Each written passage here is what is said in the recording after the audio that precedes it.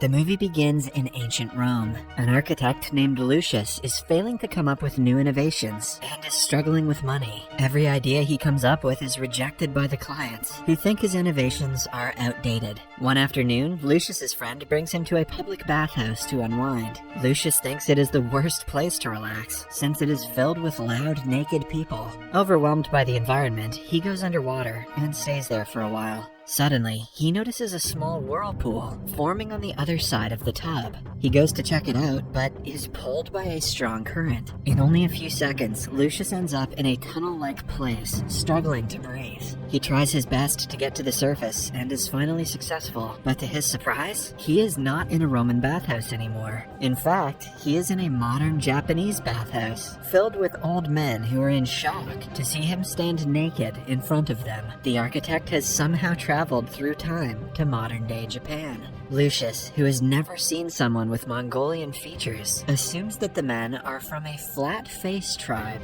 After recovering from the shock, Lucius notices that the place is more advanced than any bathhouse he has ever seen. The baskets, taps, and massaging device all blow his mind, as he regrets not thinking of these innovations himself earlier. He also accidentally enters the women's changing room and is knocked out by a screaming old lady. Then, we are introduced to a struggling manga artist named Mami. His appearance gives her an idea for a new character, hence she starts drawing his portrait. A while later, Lucius wakes up and is given a bottle of flavored milk. He is yet again baffled by the sweet and cold taste of it. In fact, it is so good that it makes him fall unconscious for a second time.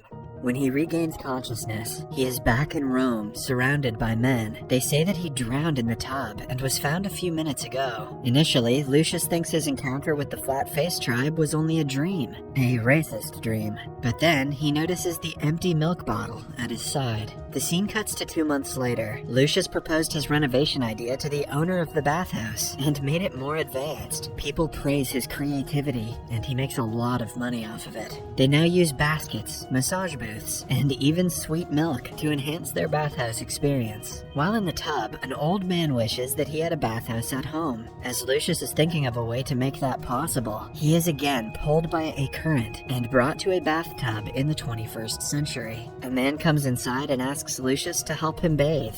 Lucius is confused, but he does as told and finds out about many more useful tools, like the shower head and the shower hat. Coincidentally, the house belongs to Mammy, who finds Lucius on the floor. She runs to get her sketchbook, but when she returns, he has already disappeared. Back in Rome, Lucius makes a house bathtub for the old man and earns a lot of money. He finally has enough to feed his wife good meals, but she is not satisfied. She desperately wants to have a baby and complains that Lucius is always busy working. They get into an argument that ends when she curses him and storms away. A few days later, Lucius is approached by a messenger of the emperor, Hadrianus. The man is known for being cruel, as rumors say that he killed the cabinet members who opposed him. Since the talk about Lucius's inventions has been going around town, even the emperor is taking interest in him. Upon meeting Lucius, he reveals that he is an admirer of art, and what Lucius has done with the public bathhouse is clearly a form of it. Impressed by his work, the emperor wants him to make a personal bath for himself. He demands that it must be out of the ordinary, innovative, and something that has never been done before. Lucius accepts the challenge and makes it his mission to impress the emperor. The entire night, he goes around the town looking for inspiration for a grand bathhouse, but finds nothing. He is embarrassed that all his ideas are a copy that he shouldn't get credit for. Suddenly, he falls into a ditch and disappears. A scene from current times shows us Mammy working at a bathroom supply store. Her career as a manga artist is not going well, so she has taken a side job. But even then, she is struggling to stay awake at work. One afternoon, she accidentally leaves the water on and fills a tub to its brim. Suddenly, Lucius appears in the tub and starts breathing frantically. He stops when he realizes the tub is bubbling on its own. The manager of the shop goes to complain about the strange man, giving Mammy and Lucius time to socialize. Lucius asks her to give him a tour of the place and hands her a coin.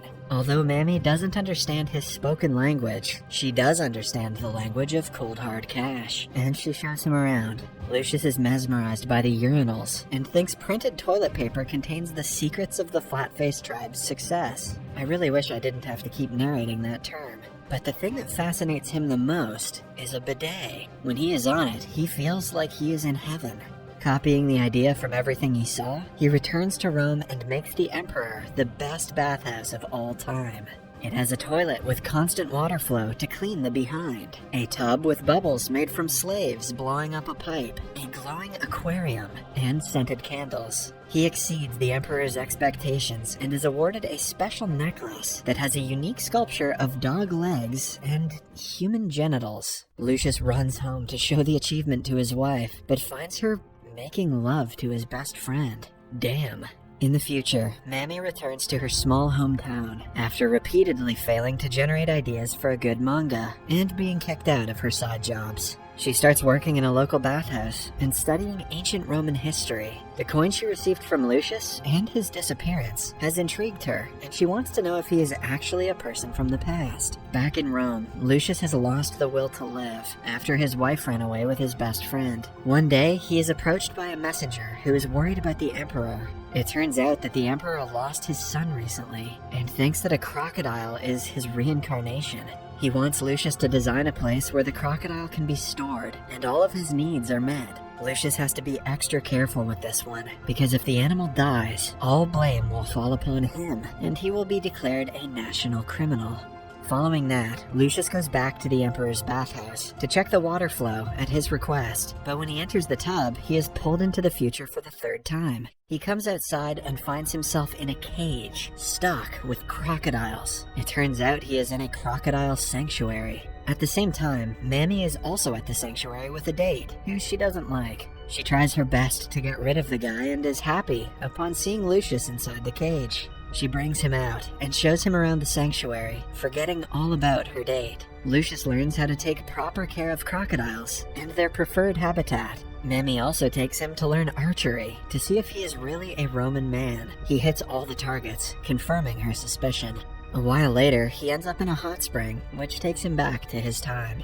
A few months later, the Emperor gets a perfect place to breed his crocodile son. He has even started to treat Lucius like family, inviting him to the palace frequently. Everything is going well in the city, until one day, the Emperor is informed of the rebels making an attack on his troops. They are not happy with his rule and want to dethrone him at any cost. The Emperor's soldiers and the rebels fight a long and hard battle that goes on for more than a year. By now, the Emperor has grown old and is ready to retire. He plans to leave the throne to his nephew, Sionius. For Sionius' first project as the Emperor, he is going to build a new bathhouse to gain the people's support. Hence, the Emperor wants Lucius to help his nephew in the project. This is a problem for Lucius, because his principles do not align with Sionius, who is arrogant and proud. Lucius knows that if he becomes the emperor, the fall of the Roman Empire is inevitable. Hence, after giving it much thought, he goes to Sionius and refuses to work for him.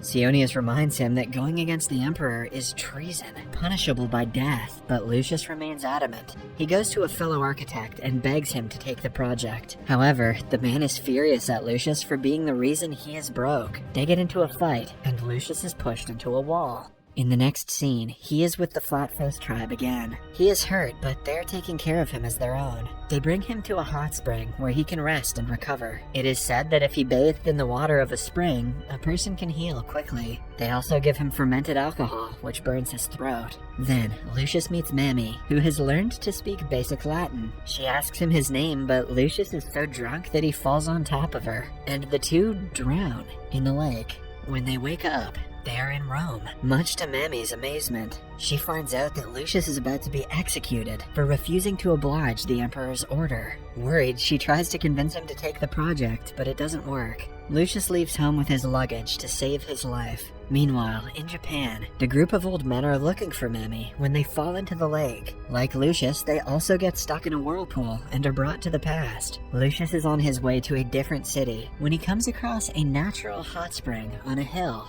He remembers the way he was treated by the tribe and realizes that the spring can be useful to the Emperor's wounded soldiers. He rushes to Mammy to tell her of his idea, which she agrees with. Following that, Lucius goes to the Emperor and presents him with the vision. He also claims that he was instructed by Antonius to make the spring. Antonius is another possible heir to the throne, who is much more eligible than Sionius. Hence, Lucius wants to make him look better in the Emperor's eyes. After being permitted to make the spring, Lucius, Mammy, and the tribe get to work. In the next few hours, they make the first hut. Gradually, many houses are built around the spring, and they turn into a resting point for the soldiers. The tribe takes care of the wounded and helps them recover quickly. They also use their knowledge of modern medicine to do so. A few months later, the soldiers win the battle against the rebels. They celebrate by drinking and dancing. Lucius and Mammy sit in private and chat for a long time. They have developed feelings for each other over the time they worked together. Lucius is the happiest he has ever been in life. That is, until the tribe suddenly disappears.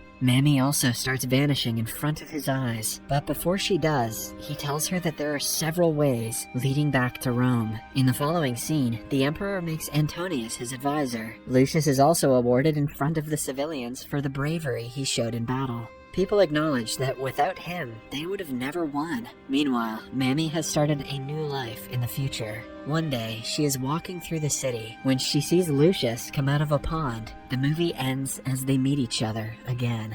Subscribe for more videos like this, turn on notifications, and leave a like to help the channel out. Thank you for watching.